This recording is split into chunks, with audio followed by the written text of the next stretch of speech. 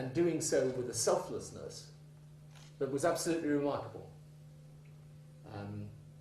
that was divine in its inspiration, if you like.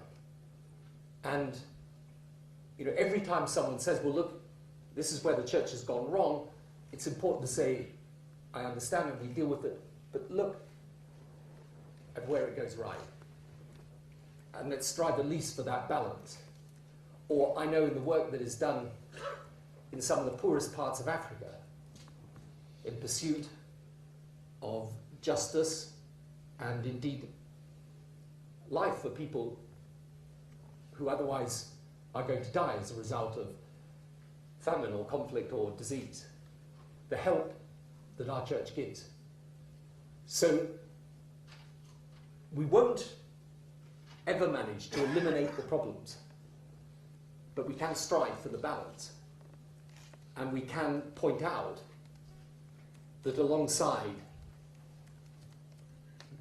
the erring that human beings do, nonetheless, there are these tremendous acts of mercy and compassion and human solidarity. I have an example of this recently, when the Holy Father, Pope Benedict, visited Israel and Palestine.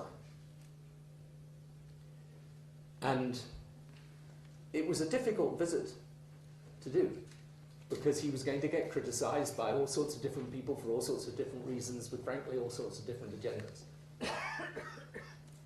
But in his grace, in the humility with which he carried himself, and in the simplicity and clarity of his message, which was about peace and mutual respect and love, he did an enormous amount of good.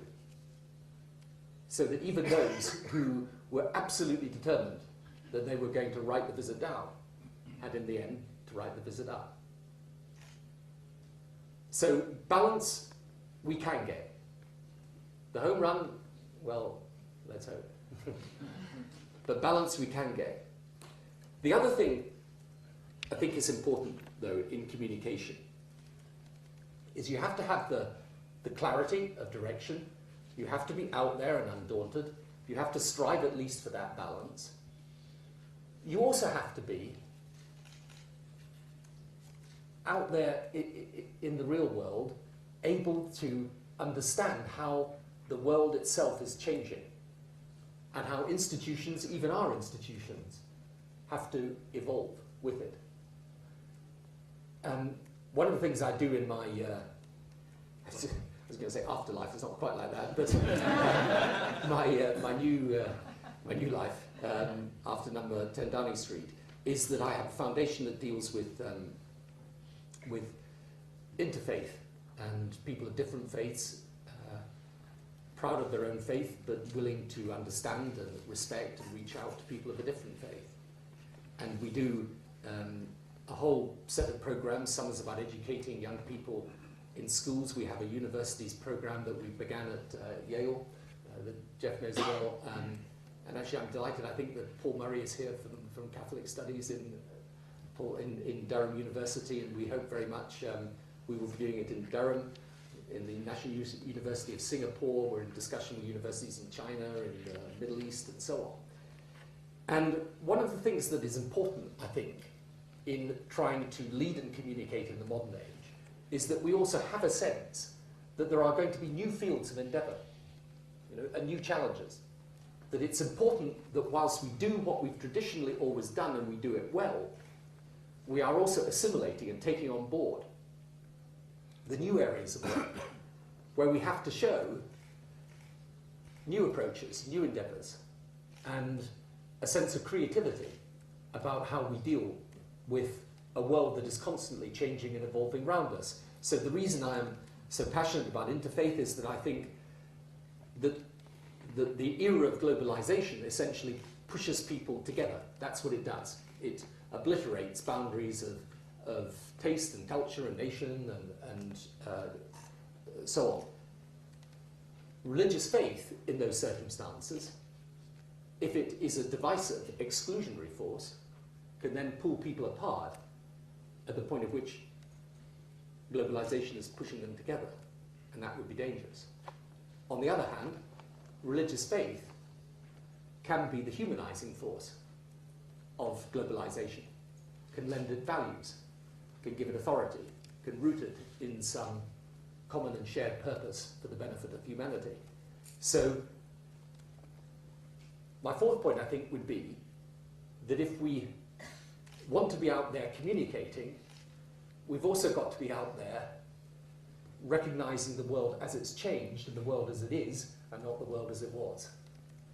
And when these new fields of endeavour come upon us, we've got to be prepared to make the changes necessary to meet the challenges that those new fields put before us. I think the fifth thing I would say about communication is the best communication always comes from an inner belief. I mean, if we don't have faith in ourselves, that will come across pretty quickly when we're trying to communicate our faith to others. You know, we've got to have not a sense of self-belief that tips into arrogance, and we should never forget the essential humility that our faith should bestow upon us. But we should be motivated by an inner conviction that shines through. If you look at the work that is done by the people just in this room, some, of course, are eminent people in the priesthood. Some are philanthropists. Some are volunteers. But all of us, from just lay people like myself, to those in positions of authority within the church, all of us are in communion with each other, motivated by the same belief and the same conviction. And I, always used to find, no matter how difficult the times were, and they are difficult in any position of leadership, as we've said, you can never lead and you can never communicate what your leadership is about unless that inner belief is there, unless that faith comes through, because that is what communicates what you're about to other people.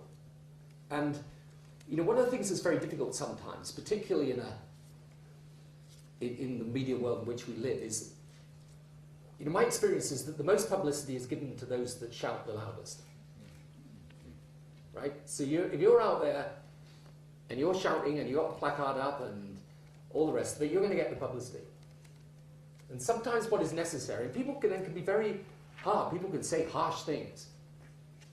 They can say things that we regard as very unfair and hurtful. But, we've also got to have a little bit of faith in other people as well. They do kind of understand all that goes on. And they do also understand the distinction between the doers and the commentators. In fact, even when they're commentating, sometimes they understand it. And I always used to find with my own people, the British people, that even though obviously you've got a lot of criticism, people also had a kind of grudging respect for the fact you stood up there and you did the job. I remember in the 2005 election campaign, it was actually a lovely thing for me, because I never discussed politics much with my children, believe it or not, because I kind of, once the flat door at number 10 was closed, I wanted to talk about virtually anything other than politics. And